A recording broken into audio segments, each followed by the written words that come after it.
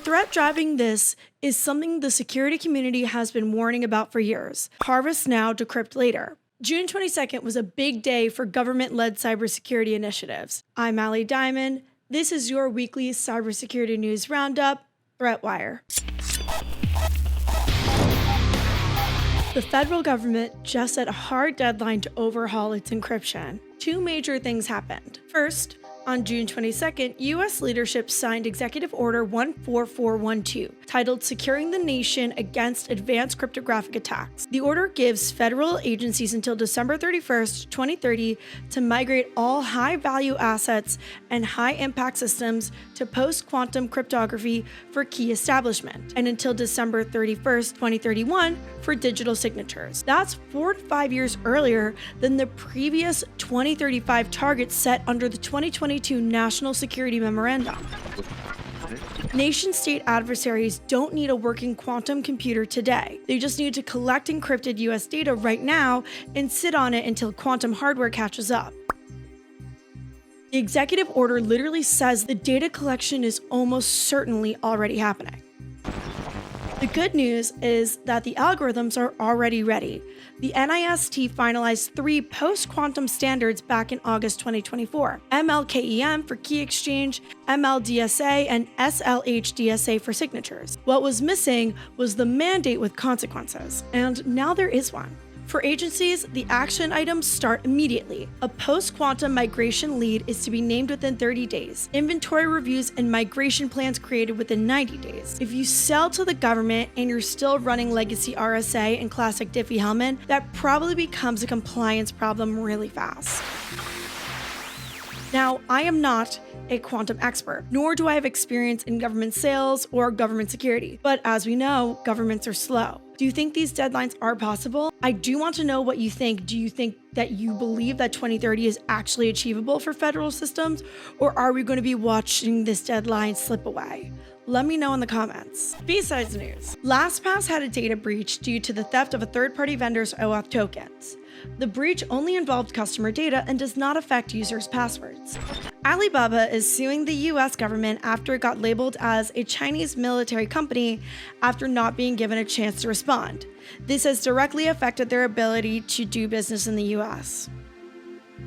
Hackers breached the third-party prediction market Polymarket and injected malicious JavaScript into its front end and phished users out of $3 million, which Polymarket has pledged to fully reimburse.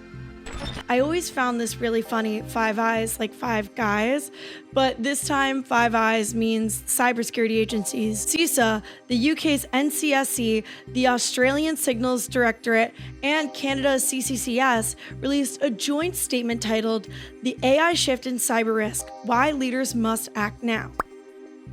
The main message of the joint statement is that AI is not a future problem. It's here, it's actively being used by attackers right now, and they're moving faster than defenders can respond. The statement calls out something that security researchers and my audience have been warning about for years: the shrinking window between vulnerability, discovery, and exploitation. That window used to be measured in weeks or months.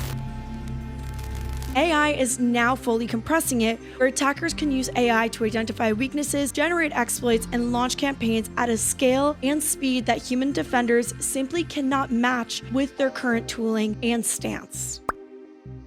They aren't just talking about nation-state actors anymore. They're specifically noting that AI has lowered the barrier for malicious actors, and capabilities that once required highly skilled operators have become increasingly accessible, and it's a big deal. The statement lays out 6 practical actions, and we know none of this is new. Reduce your attack surface, patch faster, update legacy systems, tighten identity controls, and assume that you're already breached. So test incident responses before you need to. The 6th thing the agencies emphasize, though, is to use AI to defend. They're not just warning about AI as a threat vector. They're explicitly saying that defenders need to use AI to fight back. Organizations that integrate AI into their security operations can detect vulnerabilities earlier, catch unusual behavior faster, allowing them to respond to incidents before they escalate.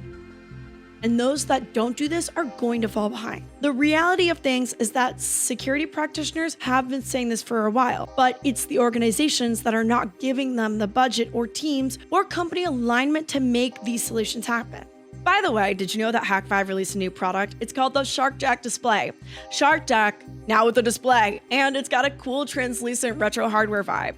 It's available on the website if you want to pick one up. On the firmware side of things, AMD pushed new firmware firmware 1.2.7.0 earlier this year, and with no announcement or changelog. The update removed transparent secure memory encryption, or TSME, from consumer Ryzen processors. For context, TSME encrypts everything in RAM at the hardware level, which is your main defense against cold boot attacks where someone physically pulls your memory sticks and dumps them. The update that was pushed restricted this feature only to Ryzen Pro CPUs, but it did not go unnoticed, and AMD owners began to investigate. They found that consumer versions of Ryzen running on MSI and Gigabyte motherboards had TSME enabled when an older firmware version available exclusively through the AMD generic encapsulated software architecture was used during the boot process. When the firmware in a newer AGESA, specifically version 1.2.7.0, ran instead,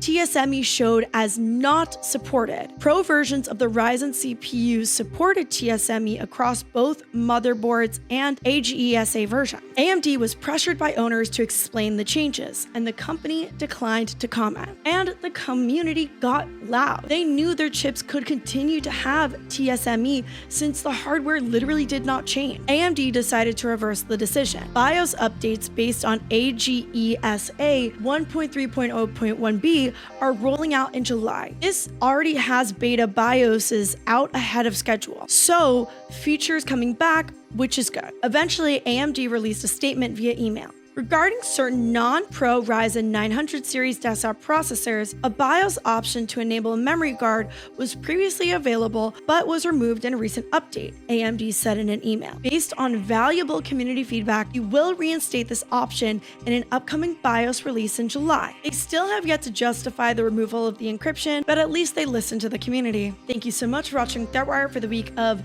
June 29th, 2026. If you enjoyed this show, please head over to our Patreon and support us over there, as well as be sure to like, comment, and subscribe so that we know that you're still enjoying this show. As a heads up, I'm going to be in San Francisco for the month of July, from July 4th to July 29th. And so ThreatWire is going to be changing up a little bit. I'm not going to be in my normal setup, so each episode while I'm there may look a little different. I'm going to be in SF doing a content creator program, so if you want to see that everything that I'm making, you should definitely check me out over on my Instagram, where I'm going to be publishing every day for the month of July. So you can find me over at Ending with Ali. And remember, good luck, have fun, and don't get caught.